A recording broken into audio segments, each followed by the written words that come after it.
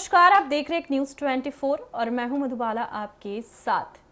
Purnia Lok Sabha seat से निर्दलीय उम्मीदवार के रूप में चुनाव मैदान में डटे पप्पू यादव ने प्रधानमंत्री नरेंद्र मोदी की रैली के बाद बड़ा ऐलान कर दिया है। जी हां, आपको बता दो कि पप्पू यादव ने कहा कि वे पूर्णिया में एक राजनेता नहीं बल्कि बेटे की हैसियत से वोट मांग कर रहे हैं।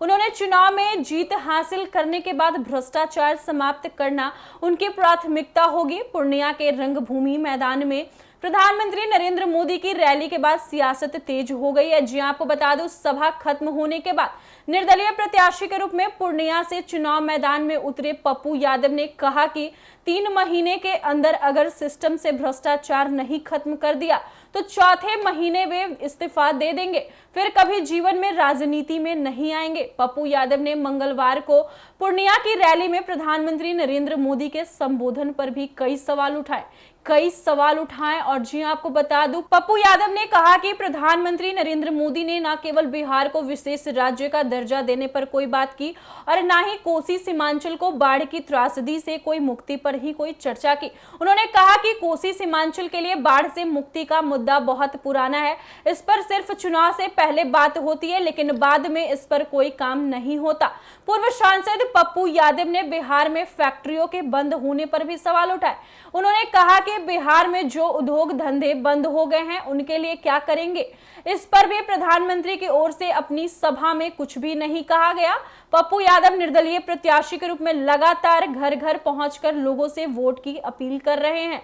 इस दौरान वे कोसी सीमांचल के लिए काम करने का वादा कर रहे हैं। पप्पू यादव ने कहा कि वे अगर सत्ता में आएंगे तो पूर्णिया में दुनिया का नंबर 1 अस्पताल बनवाएंगे।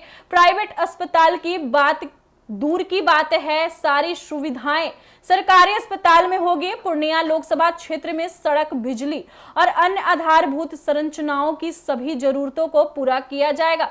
एक बार फिर से आपको बता दूं कि पूर्णिया के रंगभूमि मैदान में प्रधानमंत्री नरेंद्र मोदी की रैली के बाद सियासत तेज हो गई है। सभा खत्म होने के बाद निर्दलीय प्रत्याशी के रूप में पूर्णिया से चुनाव मैदान में उतरे पप्पू यादव ने कहा कि 3 महीने के अंदर अगर सिस्टम से भ्रष्टाचार नहीं खत्म कर दिया तो चौथे महीने वे इस्तीफा दे देंगे, फिर कभी जीवन में राजनीति में नहीं आएंगे। पप्पू यादव ने मंगलवार को पूर्णिया की रैली में प्रधानमंत्री नरेंद्र मोदी के संबोधन पर भी कई सवाल उठाए।